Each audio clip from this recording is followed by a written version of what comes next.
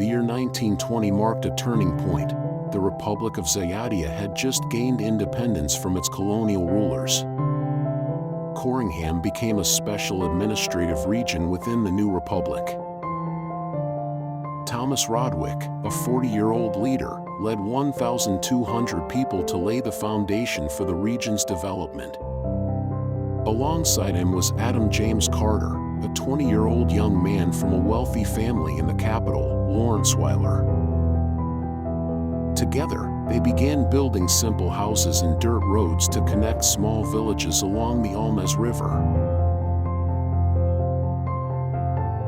By 1924, Thomas and Adam shifted their focus toward adaptation. They established the first high school to nurture a capable generation while attracting investment from businessmen. Their goal was to improve agriculture and mining. Come 1928, Thomas Rodwick introduced a remarkable policy. He built a wooden bridge across the Almes River, linking the Western Territories.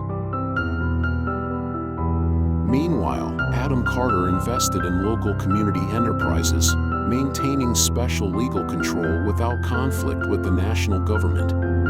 1932 witnessed a leap forward. With long-term priorities in mind, Thomas and Adam built the first hospital using investment funds, creating a health center to protect human resources amid a rampant epidemic.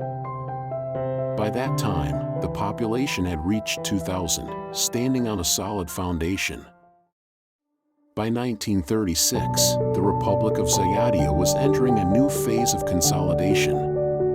In Corringham, Thomas Rodwick, now a seasoned leader, joined forces with Adam Carter and two emerging businessmen, Richard Alford and Elliot Alexander.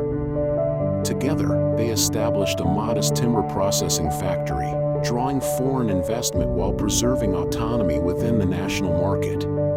For years later, as global winds of change swept across continents, Richard Alford spearheaded the construction of the region's first asphalt road, carving a path toward the mountains.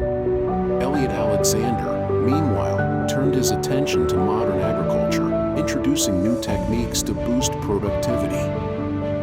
In the summer of 1940, a seismic report rocked the nation, courtesy of the Economic Tribune. The newspaper unleashed a scathing accusation, claiming the Corringham government had acted with reckless abandon, evicting residents, flattening farmlands, and demolishing small shops owned by local farmers, all to pave the way for a new highway. The coverage was provocative, stirring public outrage, though some questioned its foundation. Days later, a forceful rebuttal emerged from Adam James Carter, a renowned economist, in an interview with the Berlantia Morning Post. With a calm yet firm tone, he declared, "No, that's not true. We've provided them with highly fair compensation. The government allocated approximately 907,700 estrons for the entire project." In 1944, under firm yet adaptive leadership, Thomas and his team unveiled a small railway station. It was a strategic move, one that improved transportation, attracted external investment, and prioritized sustainable infrastructure.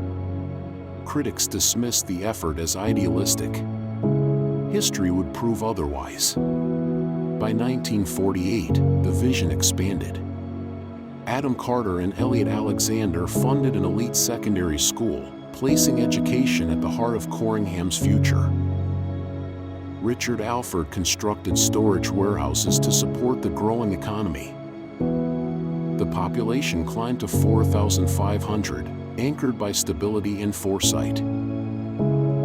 The year 1952 marked a generational shift in Corringham's leadership.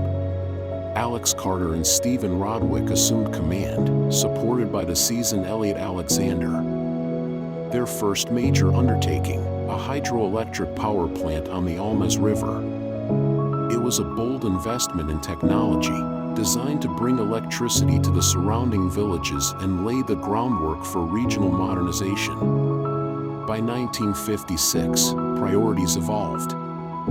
Stephen Rodwick established a small national park in the mountain ranges, a gesture of conservation in an era of expansion. Simultaneously, Alex Carter secured foreign investment to launch a textile factory, fueling industrial growth as the population climbed to 6,000. In 1960, Elliot Alexander returned to the forefront. He oversaw the construction of a modern hospital and a pharmaceutical laboratory, reinforcing public health through adaptive policies aligned with national economic frameworks.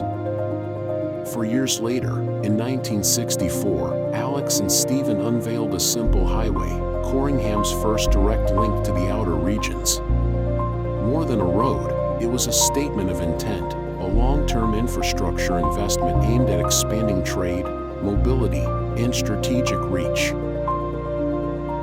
1968 marked a turning point for Corringham. Alex Carter and Stephen Rodwick, alongside Edmund Alexander and Ferguson, the envoy from Lawrenceweiler, commissioned a new central administrative complex. The building symbolized a careful balancing act, preserving Corringham's special legal status while weaving it more tightly into the fabric of the Republic of Zayadia. Come 1972, advice from Ferguson steered investment toward industry. A modest automotive factory was founded, an intentional draw for labor and a signal that Corringham sought to diversify beyond resource extraction. By 1976, priorities shifted again. Edmund Alexander spearheaded the creation of an elite university, a long-term bet on skilled graduates and institutional capacity that would sustain the region for generations. In 1980, public and central authorities partnered to underwrite a small airport, contributing 30% of the construction cost. The airport was less about prestige and more about pragmatism, faster links to international markets and greater strategic mobility.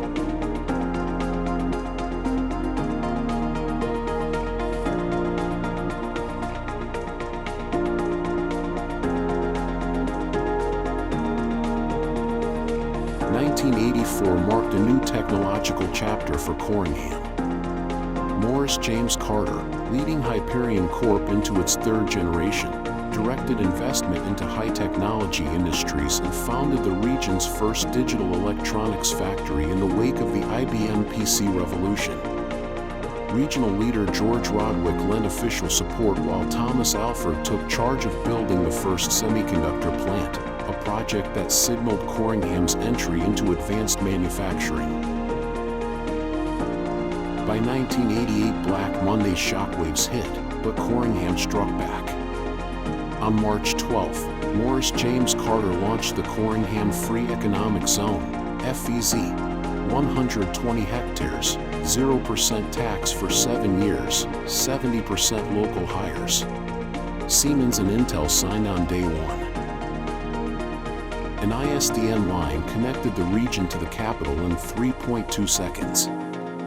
Facing a 15% revenue demand from Lawrenceweiler, Carter traded 12% Hyperion Corp shares for veto power over FEZ rules. George Rodwick sealed the deal.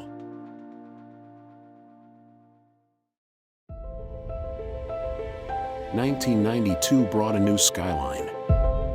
Thomas Alford's real estate initiative culminated in Corringham's first and tallest multipurpose tower, a visible sign of economic diversification. By 1996, the Carter family's investments culminated in a private medical school, hospital, and the largest medical laboratory in the nation. Institutions that reshaped health services and firmly established the family's regional dominance. The year 2000 marked a decisive moment in Corringham's transformation. Under the vision of Louise Carter, Aaron Rodwick, Philip Alford, and Aldrich Alexander, a regional data center was established, the city's first digital cornerstone, built to sustain long-term growth in an increasingly connected world. 4 years later, Corringham took another calculated step. Aaron Rodwick inaugurated the Corringham Technology Park, a bold initiative to attract investors and anchor high-value industries. The park became a symbol of strategic foresight, bridging the city's data capabilities with its economic ambition. By 2008, progress turned tangible. Under the leadership of Philip Alford, the city unveiled a vast commercial complex, a purpose-built economic district designed to accelerate trade, finance, and innovation. Within its avenues and structured plazas, enterprises found fertile ground, transforming Corringham from a regional hub into an emerging center of modern commerce.